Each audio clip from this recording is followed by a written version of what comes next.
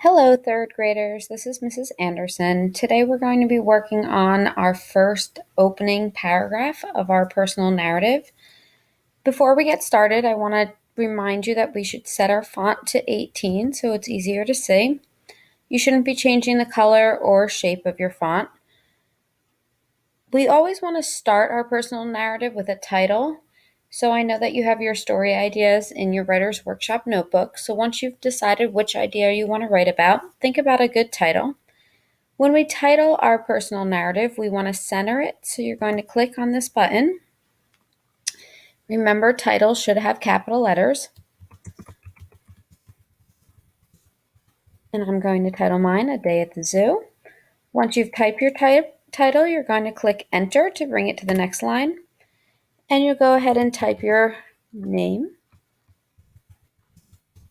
so we know who the author of this personal narrative is. Once you've done doing that, you're going to go ahead and click Enter again. And we'll click Enter one more time so we have a space. We don't want to type in the middle of our page, so we do want to move it back to the left side. So we'll click this button. And as we've been learning in class, anytime you write a paragraph, you need to indent. To be able to indent on the computer, you click the Tab button, T-A-B, and it will move it over a little bit. The first thing you want to do when you're typing your opening paragraph is to think of a hook. Just like you watched in the video, you can use sound like onomatopoeia, such as boom or meow. You can use dialogue with quotation. You can use a question, or you can introduce your personal narrative with a setting using your senses. So I'm going to go ahead and start my hook by asking a question.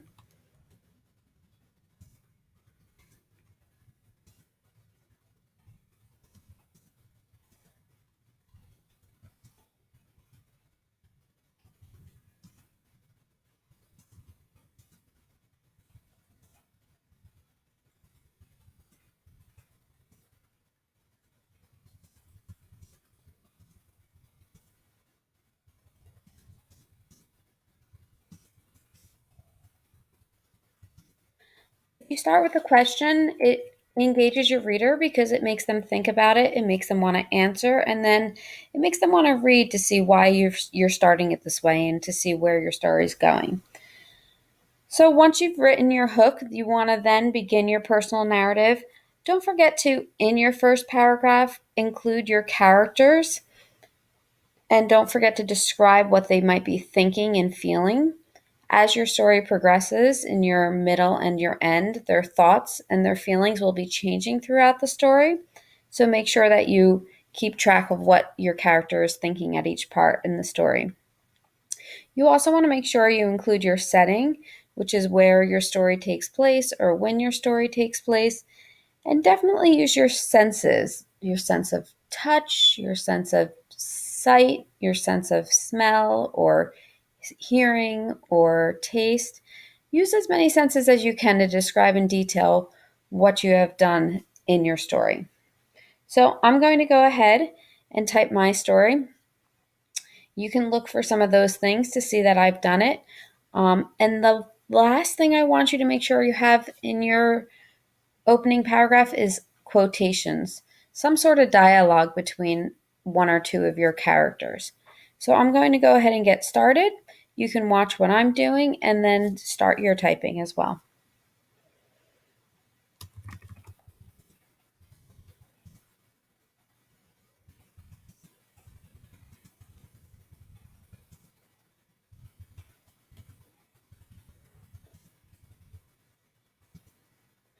If you do make a mistake and you see some red squiggly lines, you can either continue typing and wait till the end and go back and edit it, or you can use your cursor to click. As you can see there, I forgot to put a space. But sometimes if your words are spelled wrong, you might want to check your spelling to correct it.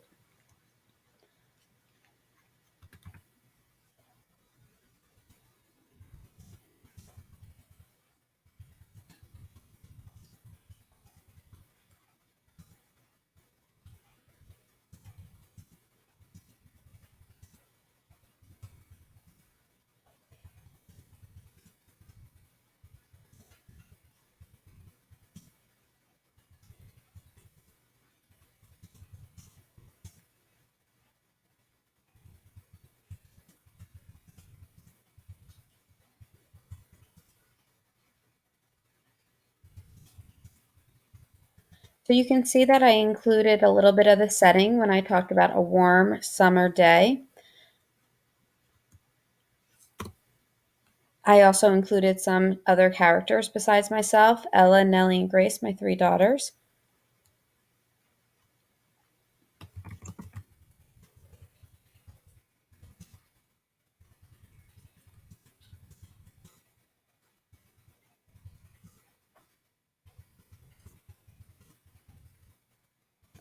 I used my senses there.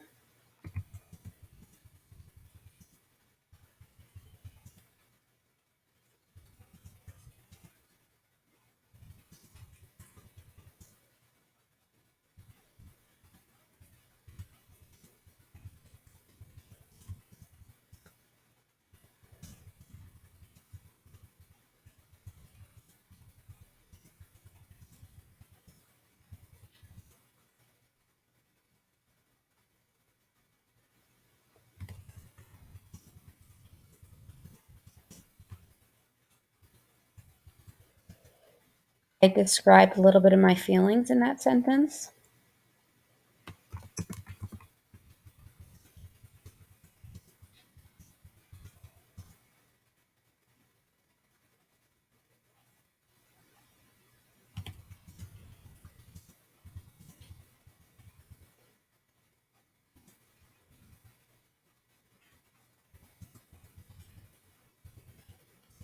And again, I described my feelings and what I was thinking in that sentence.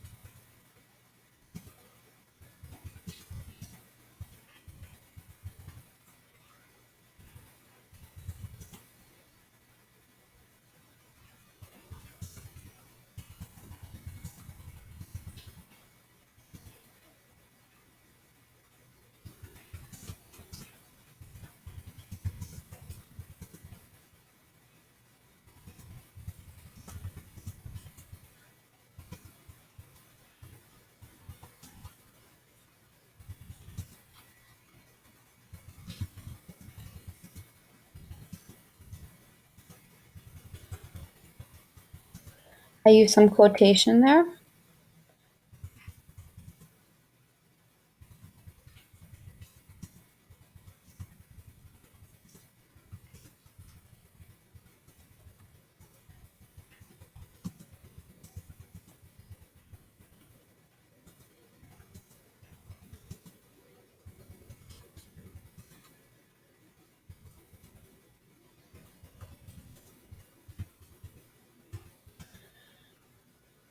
All right, I just finished my first paragraph and I notice I do have a lot of red squiggly lines. So I'm going to go ahead and right click some of those to say, oh, that's right, I meant to spell instantly. So I would click that.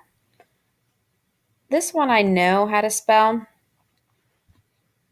I just put an extra S right there, so I don't have to right click it. The same thing here. I'm just going to correct my spelling. And then once I'm done with correcting all my spelling, I'm just going to go to my top and reread this to make sure all my sentences make sense. Once I'm done, I'll go ahead and check my rubric to see if I've included all the things that I need to do in my first opening paragraph. All right, boys and girls, you go ahead and try it yourself.